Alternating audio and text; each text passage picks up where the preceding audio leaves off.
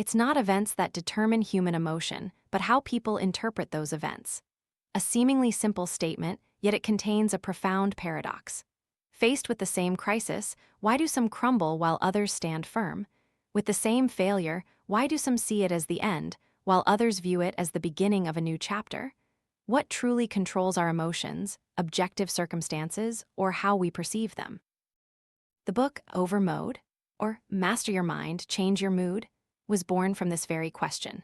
It is the result of decades of practical psychological therapy and cognitive behavioral practice. This work unveils a detailed map, allowing each person to observe the stream of thoughts flowing through their mind, identify how those thoughts shape their emotions, and most importantly, learn how to rewrite those very narratives. The unique aspect here isn't in painting a fantastical ideal, but in providing concrete, practical steps that can be applied immediately in daily life. From recording a thought log to analyze the source of anger, to trying a new action to break a cycle of sadness, or daring to face each step of fear instead of avoiding it. The deepest inquiry this book provokes is, if we can learn to rethink, can we learn to live again?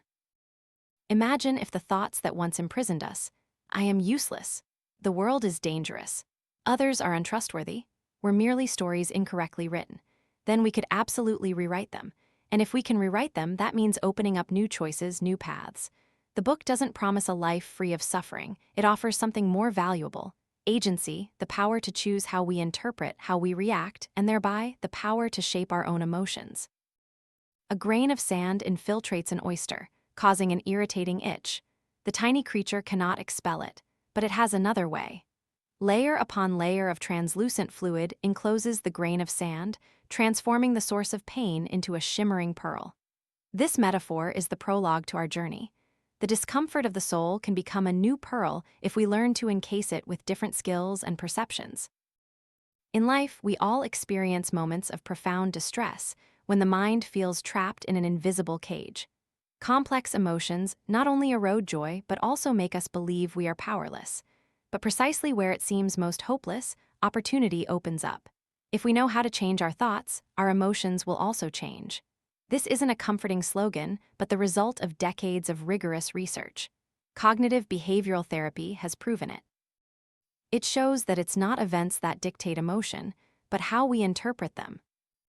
You might feel skepticism. Can I truly escape persistent pain just by changing my thoughts? That skepticism is reasonable.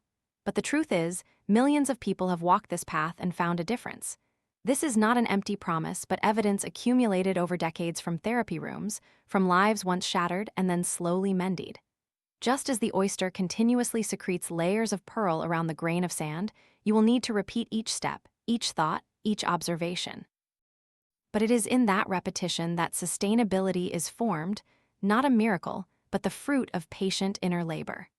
And when the pearl is created, it will not only soothe the initial wound, but also become a priceless spiritual asset that stays with you for life. So, when laying hands on the first page, each person must ask themselves, how long have I lived under the reign of old thoughts? And am I ready to step into a different conversation with my own mind?